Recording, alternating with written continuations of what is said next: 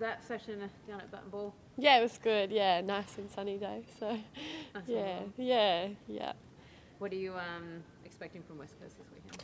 Well, it's a must-win for us, so I predict that they'll be out for a win as well. So, we just need to bring our strengths and play the best we can. I think you got to win the last two. How do you just keep it in check though and think about just this weekend? Yeah, I think, we just focus it 1 week at a time, and, on the track we had two sessions this week, so we trained today and then we have another one, and it's just really preparing well for the game on the weekend, and that's all we're really focusing on at the moment.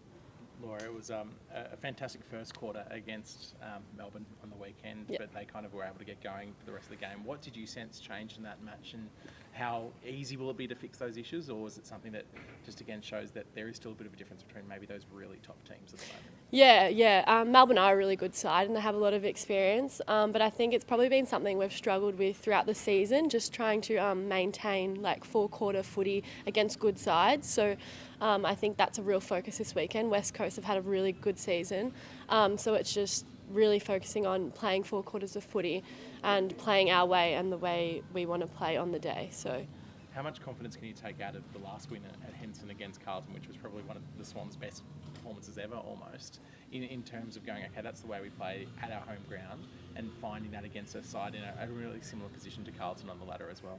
Yeah, we love playing at Henson because obviously you have a lot of fans that come out and support us, and we really feel that on the day. So we love having our fans come out, and it obviously reflects on us and the way we play. We really appreciate that. But it's just really knuckling down on the day and just trying to zone into what we want to do. And there's obviously a lot of like outside noise and you hear positions on the ladder, but I think it's just being right in the moment and just doing what we can in that moment. Big game for you this weekend. How are you celebrating? Yeah, no, it is. Yeah, it's been, I've had a good football journey so far, so it's pretty exciting to be playing 50 games. So I'm excited. There's no celebrations. I have family coming up, which will be nice. Did you have to get heaps of tickets for them?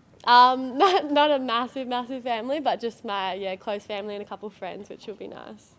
How proud of you of the journey you've been able to forge up here at the Swans? Obviously, taking that leap from Geelong, one that we've seen sort of Darcy take this year as well. How much have you enjoyed being up here? And clearly, the fact that you've influenced other people to come up here a bit as well, you must be loving it. Yeah, I've absolutely loved my time at Swans. They've given me the opportunity that probably I struggled to get, and I think I've just tried to make the most of it, and I really enjoy every second that I've been here. So it's really fun being part of the Swans. Do you have a favourite moment putting you on the spot? No, probably. Everyone always says our first win, but I reckon it was our first finals win. So that's probably, my favourite moment up in the Gold Coast. It was just, surreal feeling. How determined is this team to get back to finals? I know it's, as we said before, 1 week at a time. You need to win both to put yourself in a position to do that. But after having probably a season that the team didn't want last year, can you sense the team's like, okay, we really want to get back there?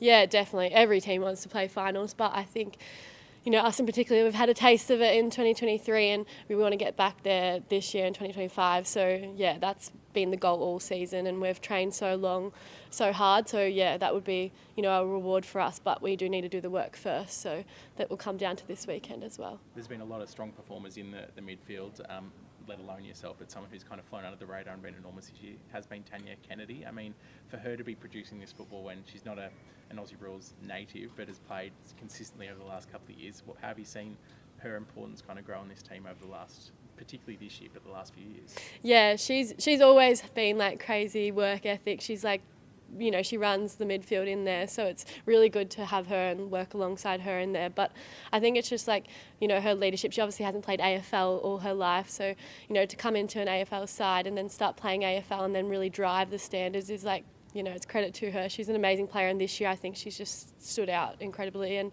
she doesn't get the credit that she deserves. That's a definite. What's she like tackling at training? Yeah, no one wants to be her partner, but nah, she's really good. Yeah, I really love playing alongside Tanya. And obviously didn't have Chloe last weekend. Hopeful that she'll be back, and then maybe even Sophie Ellie as well. How much of a boost would it be to get ideally both of those players back? Yeah, absolutely. Having a full list is great, but injuries do happen in footy. So, it's obviously been tough, and I know it's been tough on the girls that, don't get to play. But, it would be good having both of them definitely out there, yeah. What is Scott saying to you girls ahead of these last two games? We haven't really spoke about future of the 2 games. It's really just been a focus on this week. So it's basically just we want to knuckle down, have good sessions on the track, and then come out and do what we do, best, and stick to our process and just play well on the weekend. So we haven't really looked past the weekend, but it's just really focusing on West Coast. How much can you use the must-win factor to your advantage as a team, like the desperation, but not have it overwhelming in terms of the pressure? Like, it's a fine balance. Yeah, I think when you look at desperation, and sometimes that can cause errors and stuff. So I think it's not too much focusing on being desperate to win, but I think it's just sticking to what we know. And there will be little aspects of we are desperate this week because we do need to win, but I think it's just really sticking to what we know and also not getting too ahead of ourselves. So if Oppo score goals, we just need to maintain our composure and really sticking to our process. Do you want to use that as motivation, or do you rather kind of push it out of your brain and going, it doesn't matter, it's just a game? No, I think, with us, we love the pressure. We've always been a side. We are a very high pressured side, so we play very quick. And I think, when pressure comes from Oppo, we just need to be able to maintain that. And we probably haven't done that against the good sides this year. So that's been probably the key aspect to what we want to do this weekend. And we want to play full 4 quarters of footy and not drop off. Yeah. What do you expect from West Coast? Obviously, Daisy's got them coaching them in a really strong and exciting way. What are their kind of key weapons, and how do you think the team can go about stopping them? They definitely have key standout players, and the whole group as a whole has been really good this year. We'll have a deep dive into them on Thursday for our training, but at the moment we're just doing what we do, and then when we'll look a bit into them and really dive into what we need to do, matchups or anything. But at the moment we're just sticking to what we do as a whole. And avoiding I think it's 38, 39 degree day tomorrow that could be hopefully indoors, no training tomorrow.